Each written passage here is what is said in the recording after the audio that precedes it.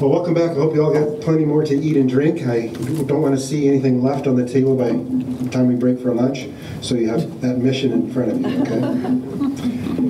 Well, we are delighted, I am delighted to introduce our next speaker, who is Robert McDermott. I think most everybody in the room knows Robert, but in case you don't, Robert is the President Emeritus of California Institute of Integral Studies from 1990 to 1999, and is currently chair of the CIS program in Philosophy, Cosmology, and Consciousness.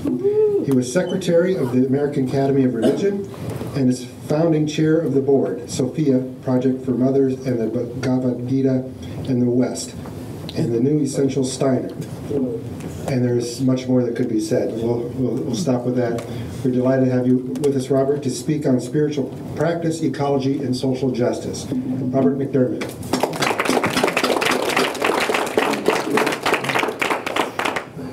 Thank you, Rand.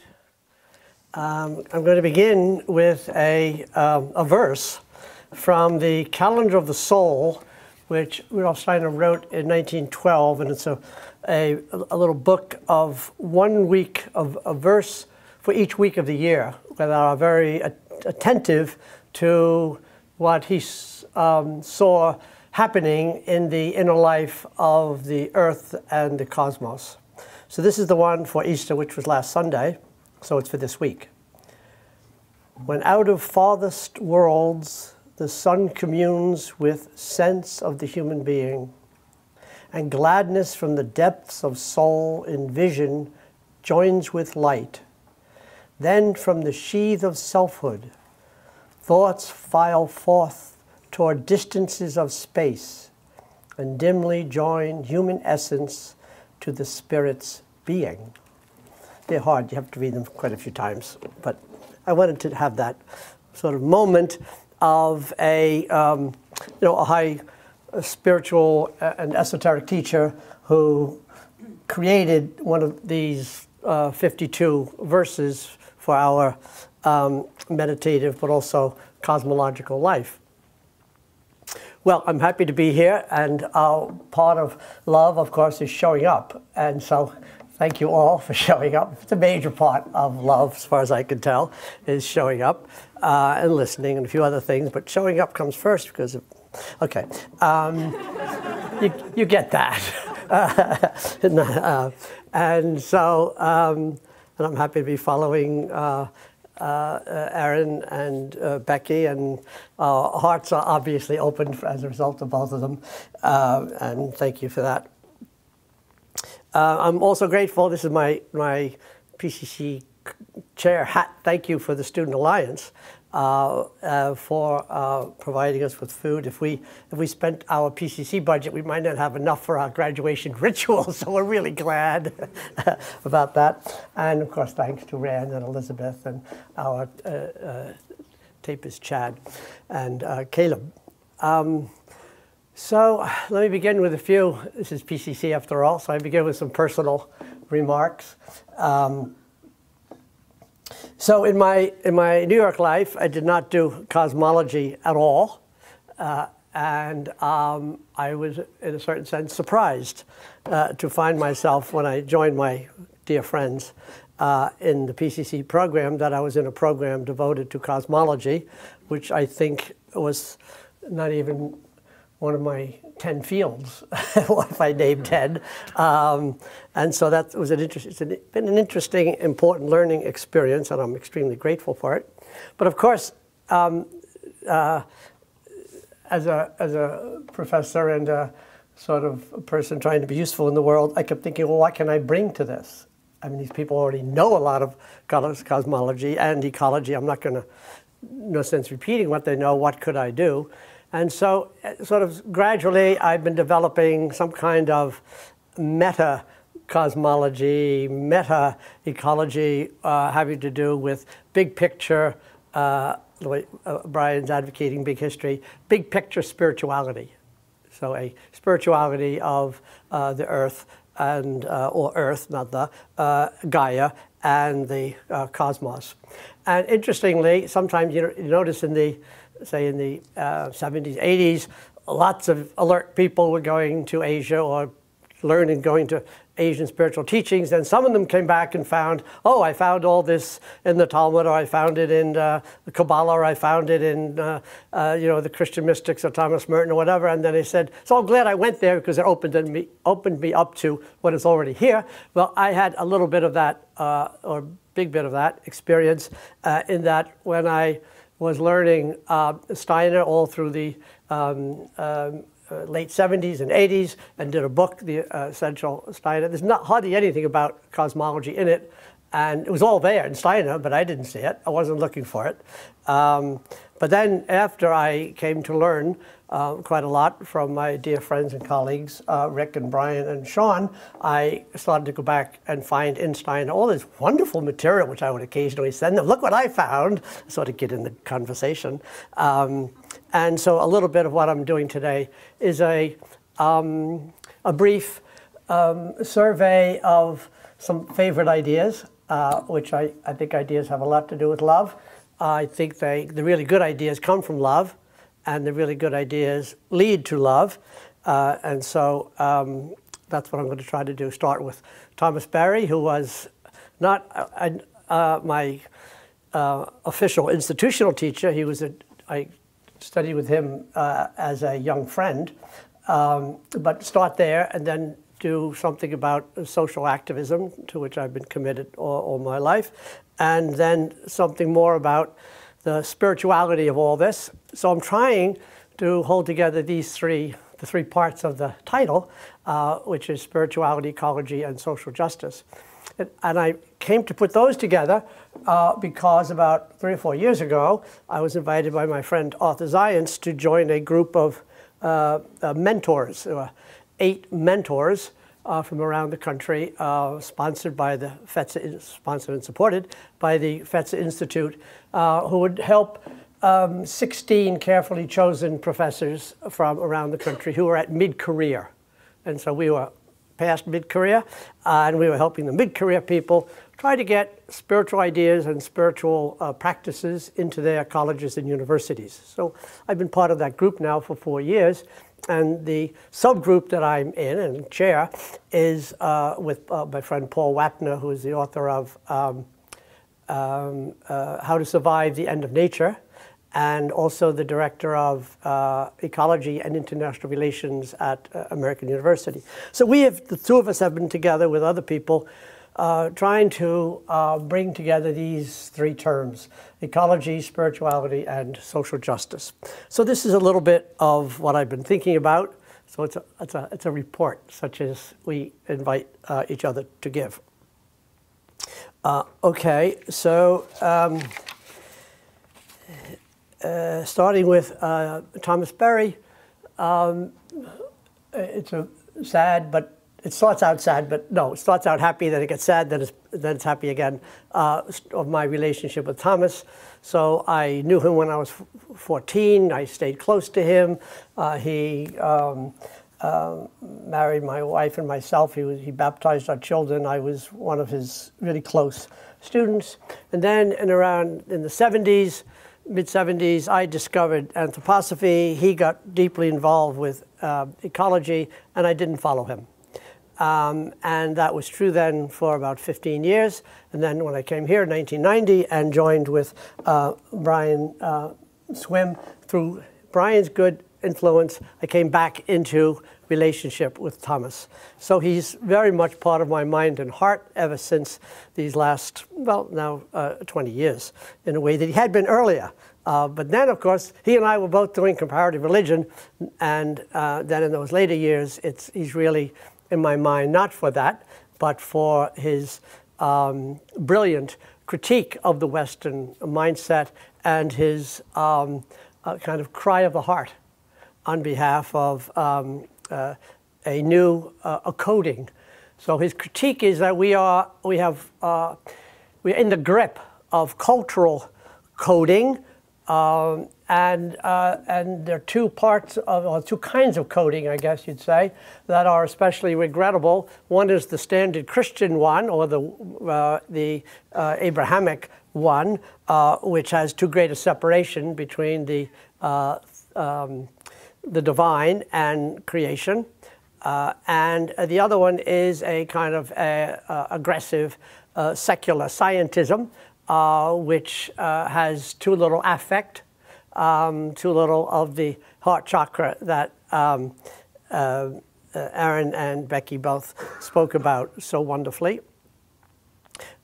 So it's I mean, we are all, though, in this room, surely grateful to Thomas for this combination of this powerful critique of the major institutions, one of which we're part of right here in this moment, the academy, but also the church or organized religion, and the government and corporations. Four very powerful institutions, all of which Thomas, I think, shows pretty clearly in the great work, are failing the great work, the great task of the present time.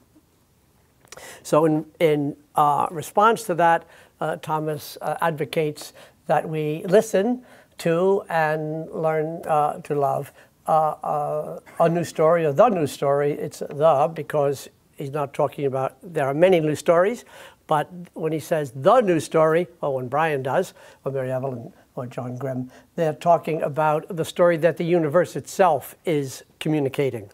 So that's all quite a new and exciting thought, to think about the universe communicating to anyone who is listening. And Thomas was quite a good listener.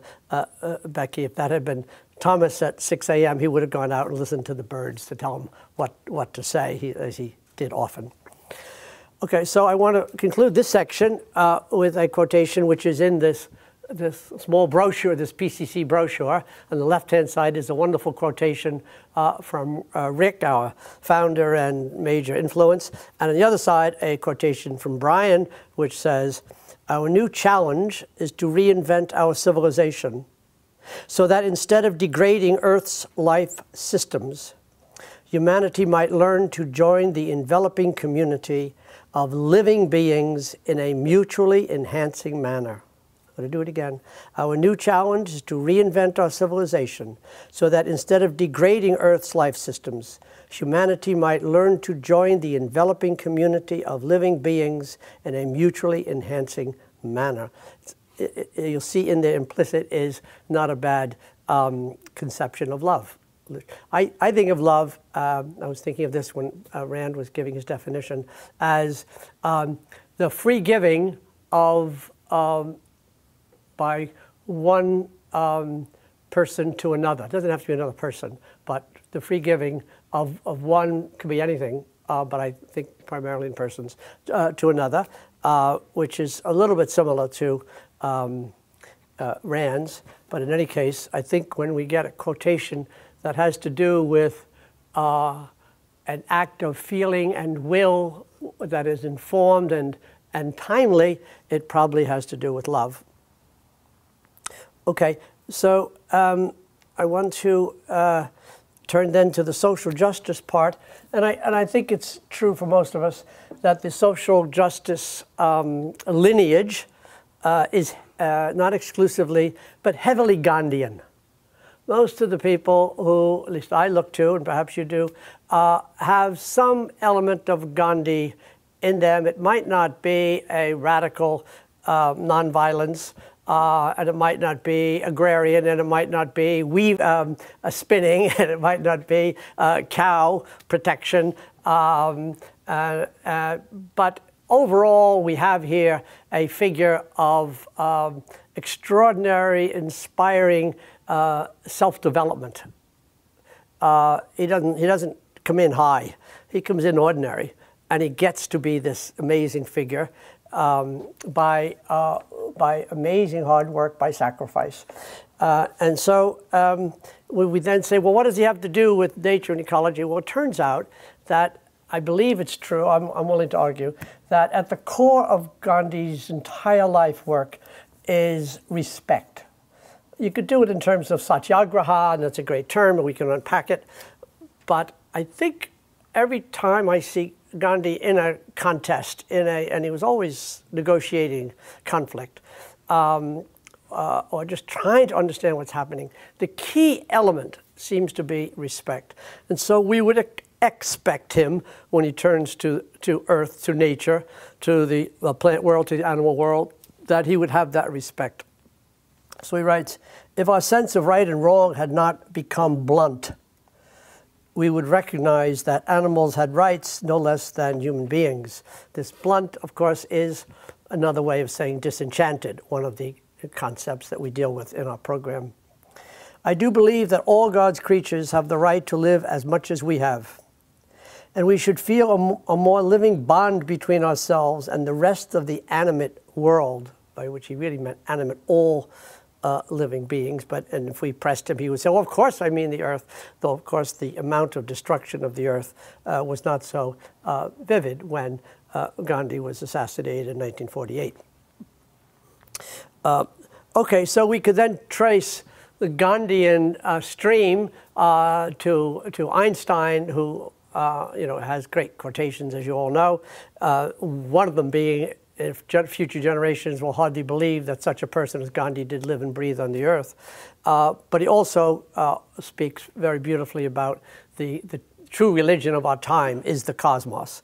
And then Arnie Ness, who was deeply influenced by Gandhi, and his direct line from Gandhi to deep ecology. Martin Luther King, as we all know, was a thoroughgoing Gandhian and added to Gandhi's Satyagraha, the Christian gospel, and made quite a wonderful fusion. And then in that same line, the one to whom we all live in gratitude is Holiness the Dalai Lama, in his Nobel speech, of course, said, I'm in this line of Gandhi, to whom we are all grateful.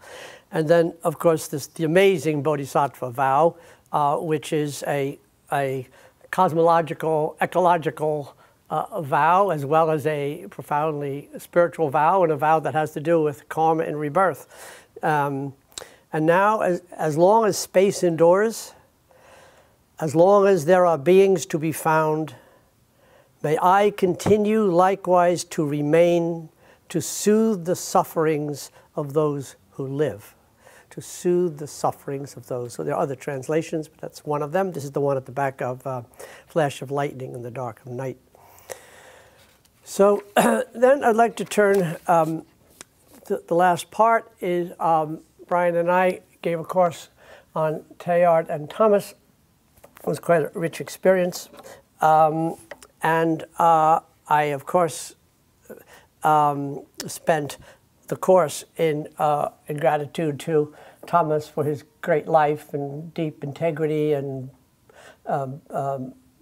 brilliant dedication to the cause of the earth and the transformation of the human community in relation to the earth. And Brian was especially good at doing that for us. And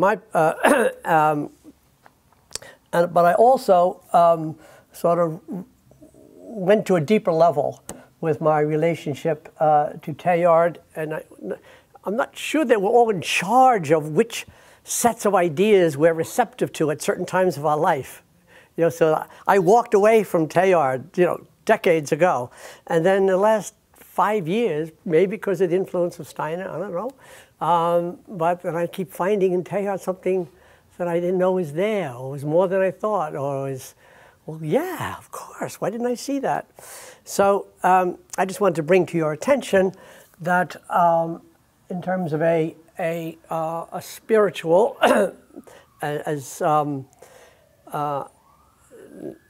spiritual now meaning multidimensional spirit beings. In his case, he talks mostly about Christ, but there is a permeation of the cosmos and the earth by realities, beings, love creatures, particularly one creature, Christ, whom he considers to be the very essence of love, and a love force at the beginning of creation. So all of that lives in him, not just next to, but inseparable from and permeating and illumining his relationship to the natural world. I mean, he was a world-class paleontologist. He knew bones, and he knew the history he knew evolution inside out, and all of that for him is this great story of these Christ being surrounding the earth and permeating the earth. And so Teilhard at the beginning of The Human Phenomenon talks about he wants to help the reader to see.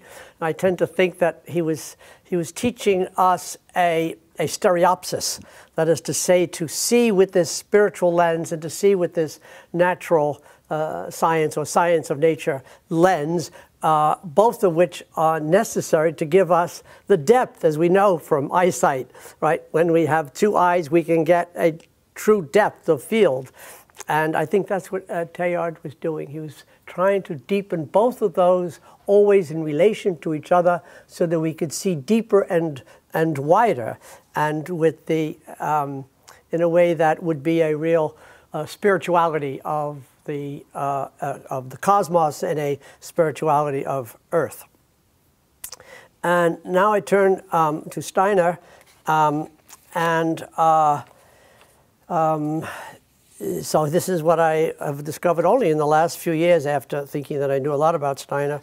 There are books that had been on my shelf and unread, At Home in the Universe, you know.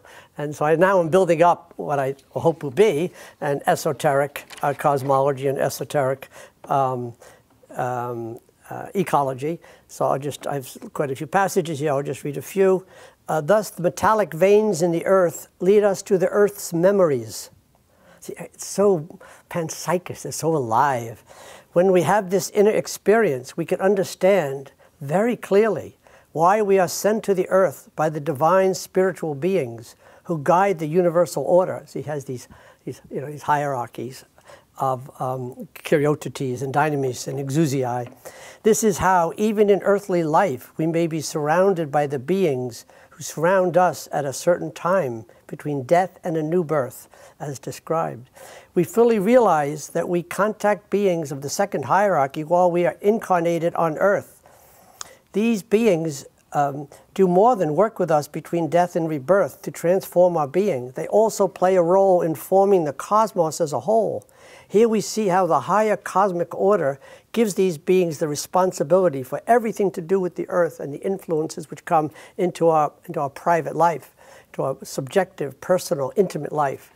So that's really what he's working on. He's trying to get, like Teilhard, trying to give us capacity to see what we would miss and what I was missing. Until, with the help of my PCC colleagues, I came then to go back and look for what I found was there. Happy. To understand the human being, we must reach into all the mysteries involved in the being of nature, as well as in the spirit of the cosmos. Ultimately, human beings are intimately connected with all the mysteries of nature and universal spirit. The human being is, in fact, a universe in miniature. And finally, not the final for the talk, but the final for Steiner. The mission of our earth is the cultivation of the principle of love to its highest degree by those beings who are evolving upon it. Let us understand clearly what is meant by the expression, the earth is the planetary life condition for the evolution of love. The earth is the planetary life condition for the evolution of love. And then my last piece I wanted to do with an expression of gratitude to my dear friend Sean for his work on subtle activism. I want to give an example of subtle activism. And those of you who don't know about subtle activism, you can think that it's Rupert Sheldrake's morphic field or however, but I tend to think that it's an example of how alive ideas are, especially if they are, if they carry a love dimension. So in the late 50s, Rachel Carson in Connecticut was horrified by the gradual poisoning of the Connecticut River, and she asked many of her prominent friends, she herself as a socially, economically prominent person, and she asked many of her friends, corporate people and lawyers, to do something, and they more or less said, "Why don't you do something?"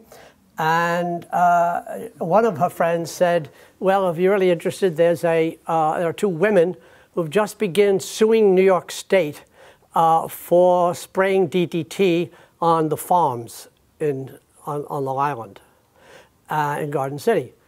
So one of the two people, one was Polly Richards, who was a wealthy person. Another person was Marjorie Spock, who happened to have been the sister of Benjamin Spock, though I know her differently, and a very, very amazing person. So she knew that she was not going to win against New York State.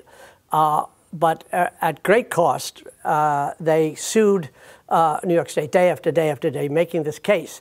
And in the back of the room, Rachel Carson took notes and then wrote Silent Spring, which is widely credited with the launch of the ecological movement.